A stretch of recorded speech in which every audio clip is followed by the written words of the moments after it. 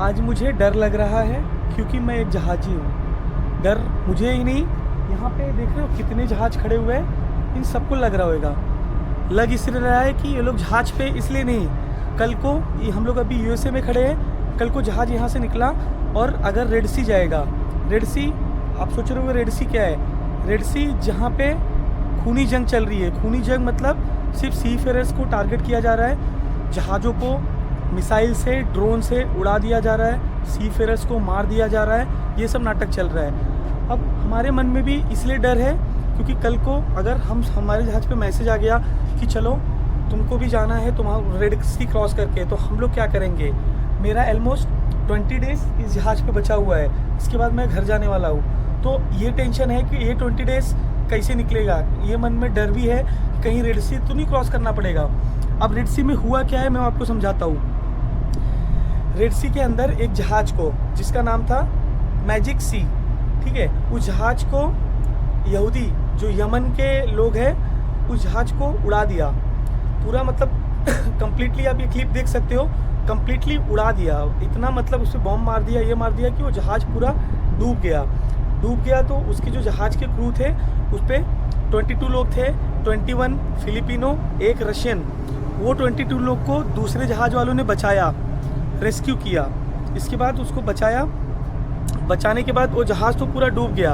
अब आखिर हम जैसे सी फेयरर्स के पीछे ये लोग क्यों पड़े हुए हैं? हमारा तो कुछ लेना देना भी नहीं है। आपको अगर जंग करना है तो आपको प्रॉब्लम है तो आप इजराइल से वार करो, हम जैसे लोगों को मार के आपको क्या मिलेगा? बस यही डर सता रहा है कभी का कि हमको कहीं ना क्रॉस करना पड़ जाए। अब इजराइल का यमन का झगड़ा चल रहा है, उस झगड़े के चक्कर में इस जहाज़ को पूरा डिस्ट्रॉय कर दिया। जहाज़ तो डूबा ही, साथ में कुछ सी फेयरर। अभी ऐसा नहीं है कि सिर्फ एक ही जहाज़ को ये लोग टारगेट किया, कई जहाज़ों को टारगेट किया जहाँ पे कई लोग मर भी चुके हैं, कई लोग की बॉडी भी नहीं मिली हुई है। तो ये सब क्यों कर रहे हैं पता नहीं। और इस पे पूरी दुनिया भी शांत बैठी हुई है। दुनिया के बड़े बड़े जो नेता या पॉलिटिशियन समझ लो, वो लोग शांत बैठे हुए हैं, इस मैटर पे कोई बोलने को तैयार नहीं है। अब यहूदी ये लोग अटैक क्यों करता है? अटैक इसलिए कर रहा है क्योंकि इजराइल गाजा पे अटैक कर रहा है, गाजा पे, पैलेस्तीन पे।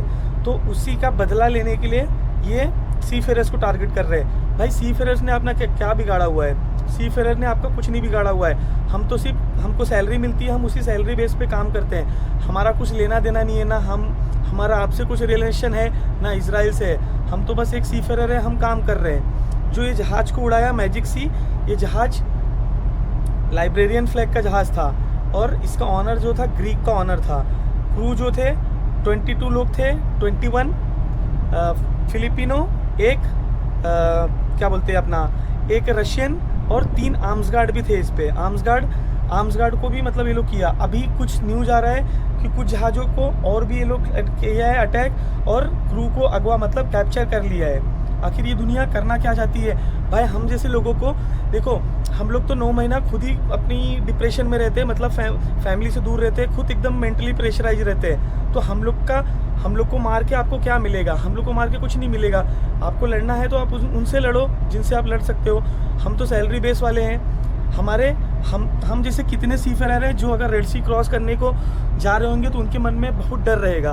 डर रहना भी चाहिए भाई। आपको पता रहेगा ये पहला ऐसा नहीं है कि सिर्फ यही लोग अटैक कर रहे हैं। इसके पहले सोमालियन पायरेट का भी बहुत सीन चलता था, लेकिन एक खासियत है इनमें और सोमालियन पायरेट में, एक चीज़ डिफरेंट है। सोमालियन पायरेट अगर कभी ऑन बोर्ड आ गया ना तो आपको पकड़ेगा, वो मारेगा नहीं आप, क्योंकि उससे आप मतलब क्रू से उसकी दुश्मनी नहीं है, उसको सिर्फ ऑनर से पैसा चाहिए। बट यहाँ पे तो सीधा क्रू को टारगेट किया जा रहा है। मतलब मिसाइल दाग दी, पूरी 4-5 मिसाइल दाग दी, जहाज डुबा दिया। मतलब सीधा सा मतलब है कि ये लोग चाह रहे हैं कि शिप स्टाफ मरे। तो शिप स्टाफ से कुछ लेना देना नहीं है भाई। हमारा क्या इजराइल से?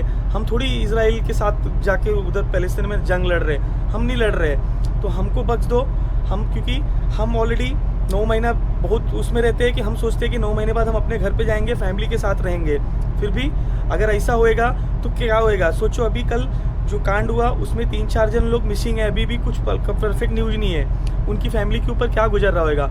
वो तो बेचारे 9-10 महीना कमाने के लिए आए हुए थे, लेकिन उनके बारे में कोई सोच नहीं रहा है। दुनिया के बड़े बड़े वर्ल्ड लीडर शांत बैठे हुए हैं। आपको मैं एक चीज़ याद दिलाता हूँ, ये जो शिपिंग मर्चेंट नेवी हम लोग काम कर रहे हैं, ये मर्चेंट नेवी की ही देन है।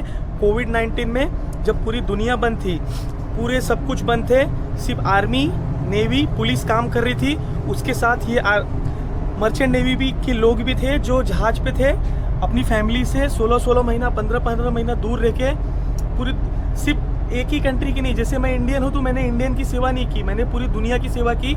आपको मैं बताता हूँ मेरा एक्सपीरियंस। मैं उस टाइम जहाज़ पे था, हमारा जहाज़ इटली से सैनिटाइज़र लेके पाकिस्तान, बांग्लादेश, इंडिया और मिडिल ईस्ट की कंट्री में जाके सैनिटाइज़र सप्लाई करता था। तो हमने दुनिया को बहुत कुछ हेल्प किया हुआ है। तो हम जैसे सीफेयरर्स को प्लीज़ बख्श दो। अगर मैं रिक्वेस्ट भी करता हूँ अपने गवर्नमेंट से भी कि अगर इस मैटर पे ध्यान देना बहुत ज़रूरी है, क्योंकि आज तो फिलिपिनो सीफेयरर्स मरा है, बट वो भी हमारी ही कम्युनिटी का है ना। देखो, सीफेयरर्स का कम्युनिटी बहुत छोटा सा है। इसमें से अगर कोई 2-4 जन भी मरेगा ना तो बहुत बड़ा इफेक्ट गिरता है, क्योंकि अब बड़े बड़े गवर्नमेंट या लीडर को लगता रहेगा कि अरे अभी तो 3 ही 4 मरा हुआ है, तो 3-4 से कुछ नहीं होता है। जहाँ पे अगर सीमेन की कम्युनिटी देखे तो बहुत छोटा सा एक पार्ट है, मतलब बहुत छोटे लोग हैं, तो उसमें से अगर 3-4 भी मरता है तो वो बहुत बड़ी बात हो गई। तो प्लीज़ इस पर थोड़ा ध्यान दो, क्योंकि अभी कल को सोचो कि हम लोग अभी कार्गो लेके हम लोडिंग करने वाले हैं यूएस में। अगर ये कार्गो लोड करके हमको कहीं मिडिल ईस्ट में जाना पड़ा, अभी हमारा जहाज़ रेडी हो रहा है, अगर हमको ये जहाज़ लेके मिडिल ईस्ट में जाना पड़ा तो हमको तो वहीं से जाना पड़ेगा ना, तो हमारी क्या हालत होएगी। तो हमारी तो मतलब मेरा तो 20 दिन बचा हुआ है, मेरा तो सोच के ही दिमाग में टेंशन है कि क्या होएगा भगवान जाने।